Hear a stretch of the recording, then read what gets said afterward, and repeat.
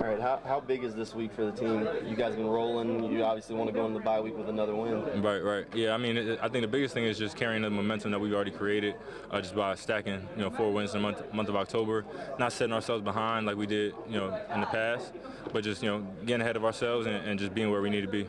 You guys have really been on the takeaway train dating back all the way to last season. What goes into, I guess, that mindset? You guys keep saying think takeaways. How do you, what is think takeaways?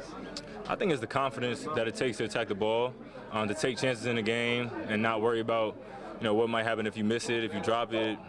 That contributes sometimes. I know in the past when I've had a hard time taking the ball away, it's because of the confidence, you know what I mean? So I think we all have the confidence, and if you're not making plays, the brother next to you is, so it gives you the confidence to keep going. What does the Steelers offense do well? They got a little bit of everything. I would definitely highlight their receivers, saying that they can change the game at any point. And then they got good running backs, and then the quarterback is running the system really well for them. Have you talked to Trayvon about George Pickens or Tyson or any of the Georgia guys? I'm familiar with George a little bit. We got the same agent off the field, so I've been around him. I love his character. He's a good kid off the field. I know Trayvon said yesterday he's been riling you guys up a little bit. He says George doesn't catch anything on Sunday. Yeah. Now he hasn't mentioned that, but it'll be a great matchup. I love what he brings to the game, so I'm looking forward to the matchup. Health-wise, how are you feeling? I'm good. We're taking it day by day in terms of practice, but I'm looking forward to getting on the field.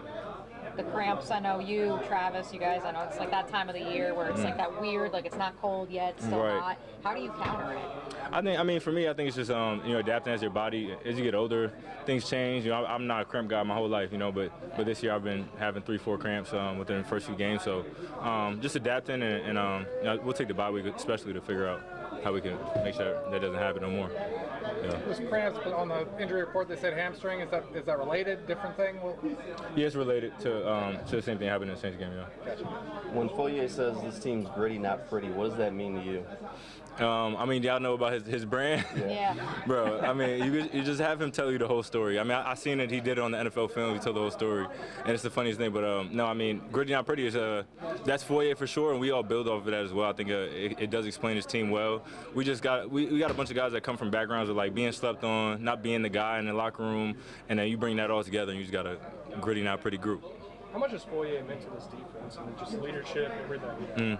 A ton, bro. As a middle linebacker, it's similar to the quarterback. In terms of that's who you kind of want to look to as your leader, and he's been there ever since he got here. You can tell he's grown more and more into that role. It's just the importance of it. He's consistent.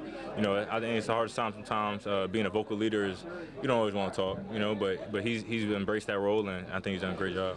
Does Mike Caldwell get enough credit? No, but I will say, he understands also that, this is a product of everybody, But Caldwell definitely deserves a lot of credit. Just the way he approaches work every day. He makes us all real comfortable within ourselves and within the scheme. The NFL is a tricky business, so you could feel like, animosity between coaches and stuff like that, but it's really none of that in this room. This defense has really avoided penalties. One defensive pass interference all season. What's the key to that? How do you guys avoid those? Can't say. I really don't know.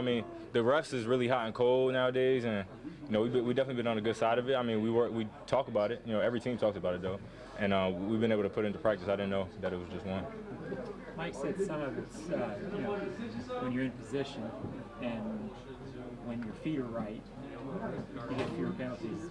Is that sort of just being in the defense longer too, just sort of knowing where you're supposed to be? I think that's a good observation. It could be being in the defense longer. I think it's also not panicking. You talk about thinking takeaways. If you think about the ball and you're not thinking about tugging on a receiver and I just need a PBU to get up the field, that type of mindset could help as well. So could definitely be a plethora of things. Yeah. Is the communication between you guys back there a lot better than last year just because you know each other better? Yeah, I think it's grown. This group, mainly except D. Will, has been together for 3 years now. So it's grown, and the confidence to just see guys make plays.